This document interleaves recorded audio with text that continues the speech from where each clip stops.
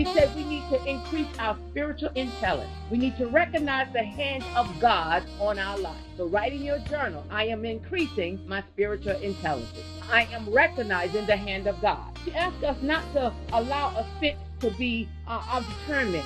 Don't allow us to get off-ended. Don't allow us to lose our primary focus by way of offense. God has seated us in heavenly places so we can see what's going on, so that we can think about what we're going to say and how we're going to act. But what we're doing right now, we're in preparation. We're in practice. We want to be in a place where we can hear and we can obey God. This is what doing this 21 days here is preparing you for.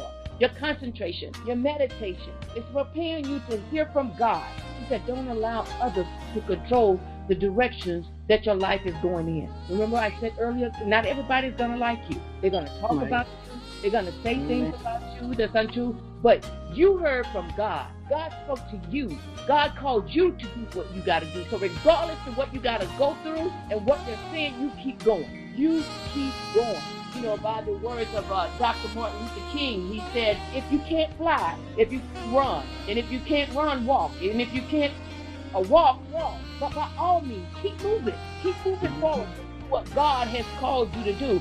We have to establish godly principles. He said that here. He said, and when you do this, you're going to change your whole trajectory. Life is going to change. You're going to change the atmosphere. When you walk in a room, they're going to know the anointing has walked in. They're going to look at you. Some of them are going to feel the presence of God, and some of them are going to turn up their nose, okay? Because they can't take it. You got to change your thinking while you're in this process. The best way to interact with others is what she gave us on tonight. And she's going to share her notes with us, and I'll get that back to you all. But I just wanted you all to be reminded of what we need to do in order to not allow ourselves to be ruled by our emotions. We got to put them in control. We got to remove pride from our life. And pride is one of our common weaknesses.